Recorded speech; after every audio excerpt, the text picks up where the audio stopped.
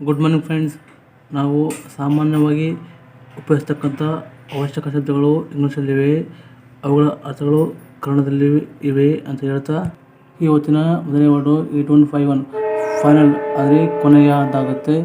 Final spelling ನೋಡಿ, FINAL final. ನಂತರ 8152 last ಅಂದರೆ ಕೊನೆಯ ಅಂತಾಗುತ್ತೆ, LAST ಸ್ಪೆಲ್ಲಿಂಗ್ ಆಗುತ್ತೆ. 8153 ಅಲ್ಟಿಮೇಟ್ ಅಂದರೆ ಕೂಡ ಕೊನೆಯ ಅಂತಾಗುತ್ತೆ. ಅಲ್ಟಿಮೇಟ್ ಸ್ಪೆಲ್ಲಿಂಗ್ ನೋಡಿ, ULTIMATE ಅಲ್ಟಿಮೇಟ್ ಆಗುತ್ತೆ. ನಂತರ 8154 ಫಿಟ್ ಅಂದರೆ ಯೋಗ್ಯವಾದ ಅಥವಾ ತಕ್ಕ ಅಂತಾಗುತ್ತೆ. ಫಿಟ್ ಸ್ಪೆಲ್ಲಿಂಗು FIT ಫಿಟ್ ಆಗುತ್ತೆ. 8155 ಪ್ರಾಪರ್ ಅಂದರೆ ಕೂಡ ಕನ್ನಡದಲ್ಲಿ ಯೋಗ್ಯವಾದ ಅಥವಾ ತಕ್ಕ ಅಂತಾಗುತ್ತೆ. ಪ್ರಾಪರು ಸ್ಪೆಲ್ಲಿಂಗ್ ನೋಡಿ, PROPER ಪ್ರಾಪರ್ ಆಗುತ್ತೆ. ಈ ಹೊತ್ತಿಗೆ ಇದು ಸಾಕು. ಮತ್ತೆ ಮಧ್ಯಾಹ್ನ ಸಿಗೋಣ. ಆಗಲೂ ಕೂಡ ಹೊಸ ಇಂಗ್ಲೀಷ್ ಶಬ್ದಗಳನ್ನು ತಿಳ್ಕೊಳ್ಳೋಣ, ಜೊತೆಗೆ ಅವುಗಳ ಅರ್ಥಗಳನ್ನು ಕನ್ನಡ ತಿಳ್ಕೊಳ್ಳೋಣ. ನೋಡ್ತಾ ಇರೋರು ಪೂರ್ತಿಯಾಗಿ ನೋಡಿ ತಿಳ್ಕೊಳ್ಳಿ.